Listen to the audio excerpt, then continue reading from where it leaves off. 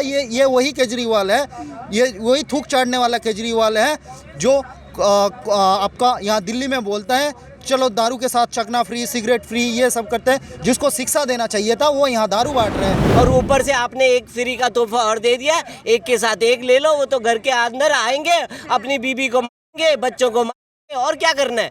उसने कुछ कमाना नहीं है, धमाना नहीं है, सब फ्री का मिल रहा है। तो वो आदमी देश की तरक्की में कहाँ हिस्सेदार बना?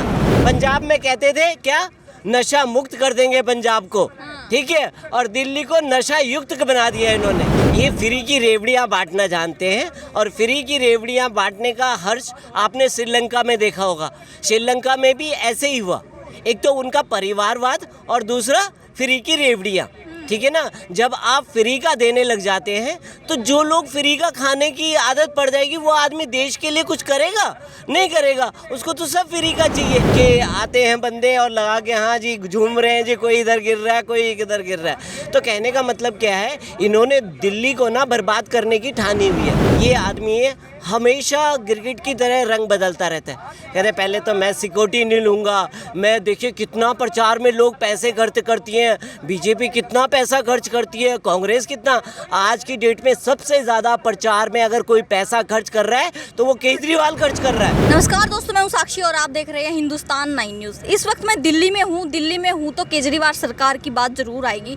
केजरीवाल की बात करें तो कल कार्यक्रम होना था उनका, तो कार्यक्रम के दौरान ऐसा होता है कि पीएम मोदी की तस्वीर उनके कार्यक्रम में लगा दी जाती है। दूसरी बात करें तो केजरीवाल की शराब नीति पर भी काफ़ी सवाल इस वक्त उठ रहे हैं। बात करेंगे, इस वक्त हमारे साथ एक शख्स मौजूद है, नाम इनसे जानूंगी और उसके बाद बातचीत स्टार्ट करेंगे। क्या नाम है जी आपका? वासुदेव मन्ना। वासुदेव मन्ना जी, क्या लगता है आपको जो केजरीवाल की शराब नीति है, इस वक्त काफ़ी सवाल उनकी इस नीति पर उठ रहे हैं, क्या कहना चाहेंगे? केजरीवाल तो बहुत सारे नीतियाँ लाए हैं, लेकिन ये नीति कागज़ तक ही सीमाबद्ध रहता है, ग्राउंड में आते नहीं है। और ग्राउंड में जो आता है तो घर तक उसका पैसा उनका पहुंच जाता है। तो ये क्या बोलूं, ये माफिया गैंग है। अली बाबा 40 चोर ग्रुप है ये। अच्छा, ये सीएम नहीं है, अली बाबा 40 चोर ग्रुप का। ये क्यों ऐसा क्यों बोला आपने, अली बाबा 40 चोर? अली बाबा 40 चोर इसलिए बोला क्योंकि ये एक विशेष संप्रदाय को प्रेफरेंस देते हैं। अच्छा, किसको? जो विशेष संप्रदाय है उन्हीं को थोड़ा खुल के बता दीजिए ना, पब्लिक भी समझ जाएगी, हम भी समझ जाएंगे। जो जिनको ये प्रेफरेंस देते हैं, ये आप मीडिया में आप भली भांति जानते हैं ये किस तरफ सर झुकाते हैं, किसकी तरफ आंख दिखाते हैं। तो ये मीडिया में आप हमसे बेहतर जानते हैं। वासुदेव मन्ना को क्या लग रहा है कि किसकी तरफ सर झुकाते हैं? हम किसकी तरफ सर झुकाते नहीं है, हम आम पब्लिक है। आप नहीं, केजरीवाल जी की बात हो रही है। नहीं, केजरीवाल बताइए किसकी तरफ सर झुका रहे हैं, आप बोल रहे हैं अभी। ये तो अली बाबा 40 चोर ग्रुप का सरदार है। ये जिनके तरफ अभी सर झुका रहा है, ये पूरा दिल्ली का जनता देख रही है आजकल। और आने वाला समय में इसका उत्तर बताएंगे नहीं। मैं तो बता दिया ना। ये अली बाबा 40 चोर ग्रुप का सरदार है। ये अली बाबा को भी मानते हैं और 40 चोर का ये सरदार है। तो ये तो मैं बता रहा हूँ, खुल के ही बता रहा हूँ, इसमें कोई दोहराई नहीं है। मैं तो बीजेपी पे आरोप लगाते हैं कि वो सिर्फ फंसाते रहते हैं हमें, हमसे चिढ़ते हैं, जलते हैं, और हमसे ईमानदार तो भैया कोई नहीं है। जितने ईमानदार हम हैं, हमसे ईमानदार तो कोई है ही नहीं। कुछ दिन पहले जोग भी ये इतना ईमानदार था, जोग भी हकीकत में नहीं कर रहा था। ग्राउंड में जोग करना होता है। जोग जब विश्व इंटरनेशनल पटल पे मोदी जी ने लेके गया था, वो जोग ऑटो के पीछे कर रहा था, बैनर में कर रहा था, और कहीं पार्क में देखने को मिला। वो मुझे दिल्ली का कोने कोने में जोग करते दिखे, खाली चारों ओर दिखे दे दिया। केजरीवाल ऑटो के पीछे जोग करते हुए, केजरीवाल लाइट पोस्ट में जोग करते हुए, दारू का ठेके में जोग करते हुए।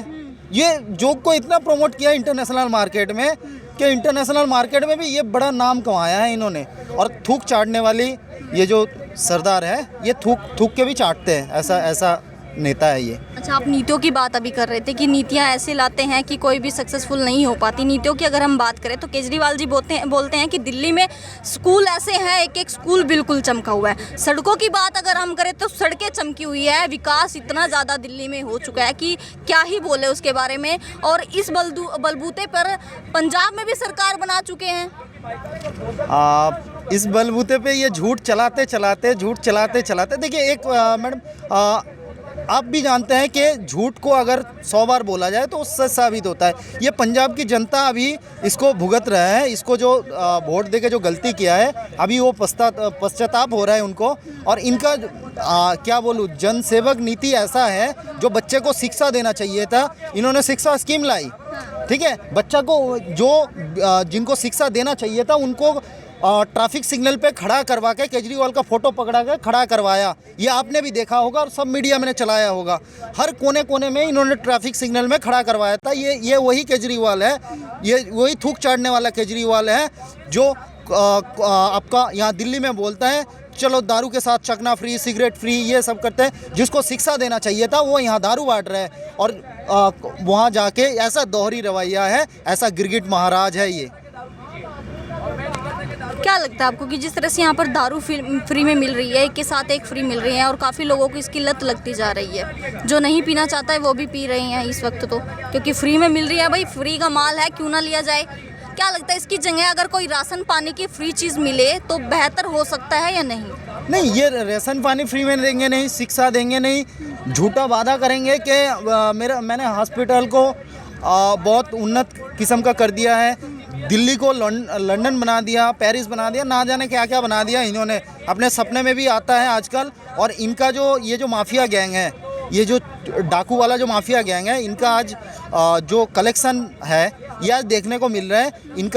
इनका जो ये अलीबाबा 40 चोर ग्रुप का 2 मेंबर ऑलरेडी जेल जा चुके हैं, तीसरे का बारी आ गया। अब आने वाला समय में केजरीवाल को भी खुद को सपना आएगा कि अगला नंबर मेरा खुद केजरीवाल का है। ये आने वाला समय में आप मीडिया में देखेंगे, वो प्रेस कॉन्फ्रेंस करके छाती पीटेंगे कि आने वाला कल मुझे सपना आया था, आने वाला समय मेरे लिए बहुत घातक होने जा रहा है। और मोदी उनको सपने में दिखाई देगा। अच्छा, घातक किस लिए होता जा रहा है? घातक किस लिए होता जा रहा है, देखिए, अगर ये छोटा मोटा तो है, पर सरदार तो ये तो छोटा मोटा एक्टर है। अच्छा। डायरेक्टर तो पीछे कोई और ही बैठा है ना, ये डायरेक्टर तो पीछे से खेल कर। डायरेक्टर कौन है? डायरेक्टर खुद केजरीवाल है। और ये छोटा मोटा एक्टर सत्येंद्र जैन वगैरह ये तो छोटा मोटा एक्टर है, खेल तो किसी और ने रचा है। तो डायरेक्टर उधर बैठे हैं, तो ये छोटा मोटा एक्टर जो बोल रहे हैं ये कर रहे हैं। चलिए, अब बात अगर हम करें जनसंख्या कानून को लेकर, युवा है आप, क्या सोचते हैं कि जनसंख्या कानून अपने देश में लागू होना कितना ज़्यादा ज़रूरी है? आने वाले समय में कुछ कई साल बाद, 20-30 साल बाद हम चीन को भी क्रॉस कर जाएंगे अगर इस हिसाब से। तो एक जिम्मेदार नागरिक होने के नाते खाली मैं नहीं, हर देश की अभी जो युवा पीढ़ी है, जो शादी करने वाले हैं या जो भी कर चुके हैं अभी फ़िलहाल, उनको एक जिम्मेदार नागरिक होने के नाते ये हर एक को फ़र्ज़ बनता है, मैं किसी कम्युनिटी का नाम नहीं बोल रहा हूँ, हर एक का फ़र्ज़ बनता है कि देश को इकोनॉमी में सहयोग करे और देश का जो बिगड़ते हालात किसी क्या बोलूँ, किसी औरंगजेब का नाजायज़ औलादों ने जो इस देश का हालत बिगाड़ दिए थे, उनको सुधारने में हर जिम्मेदार नागरिक का ये कर्तव्य है कि सुधारने में मदद करे। ये विशेष वर्ग योगी जी बोल रहे हैं, उत्तर प्रदेश के मुख्यमंत्री, ये विशेष वर्ग में किनको देख रहे हैं? विशेष वर्ग में उनको देखते हैं जो देश में सहयोग नहीं करते हैं, कोई धर्म नहीं, कोई जाति नहीं, कोई मज़हब नहीं। एक वर्ग वो है जो देश के साथ कंधा कंधा मिला के खड़े रहते हैं, देश के आगे बढ़ने का सोचता है। और एक वो वर्ग है जो देश को आगे बढ़ने नहीं देखना चाहते हैं, देश को अंदर से क्या बोलूँ खाते जाते हैं, अंदर रहते हैं, नमक यहाँ का खाते हैं और जाके पाकिस्तान में उगलते हैं और चीन में जाके डांस करके आते हैं। ये इस वर्ग की बात बोला है उन्होंने। जो देश प्रेमी वर्ग है उनके लिए ये बात नहीं था, ये 2 वर्ग है। लेकिन कुछ लोग बोल रहे हैं कि सिर्फ और सिर्फ मुस्लिमों को टारगेट करने के लिए इस कानून की बात हो रही है और कानून लाने की बात हो रही है। देखिए, इसमें कोई दोहराई नहीं है, इसमें कहीं पे भी मुस्लिम बोल के लिखा नहीं है। अगर जिन्होंने बोल रहा है शायद उनको अमित शाह जी ने पर्सनल ड्राफ्ट भेज दिया था होगा, तभी पता लगा उनको। बाद में वो शायद संसद में पेश करेंगे अमित शाह जी, उनको शायद पर्सनली ड्राफ्ट भेजा होगा या कोई अमित शाह जी का कोई बहुत ही खास क्लोज होगा कि उनको बिल बनाने से पहले वो सलाहकार होंगे शायद, कि उनको मिल गया होगा ये ब्लूप्रिंट। जैसे PFI का कुछ दिन पहले मिला था ना, तो शायद इनको भी मिल गया होगा।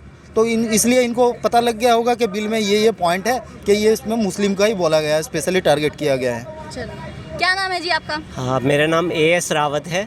AS रावत जी, क्या कहना चाहेंगे केजरीवाल की शराब नीति पर? केजरीवाल की शराब नीति ऐसी है मैम, पहले तो ये आते हैं कि देखिए हम तो सबसे अलग हैं, ना मैं कांग्रेस का वो करूँगा और ना ही मैं बीजेपी। मैं तो स्वच्छ छवि का आदमी हूँ, क्योंकि मैं अन्ना हज़ारे जी के साथ में खड़ा रहा, मैंने राष्ट्र का झंडा पकड़ा रहा और राष्ट्र को ऊंचा ले जाने की कोशिश करता हूँ। उन्होंने आकर के दूध में मक्खी की तरह अपने गुरु को किनारे कर दिया। अब जब गुरु को किनारे कर दिया, अब बारी आई भैया राष्ट्र की।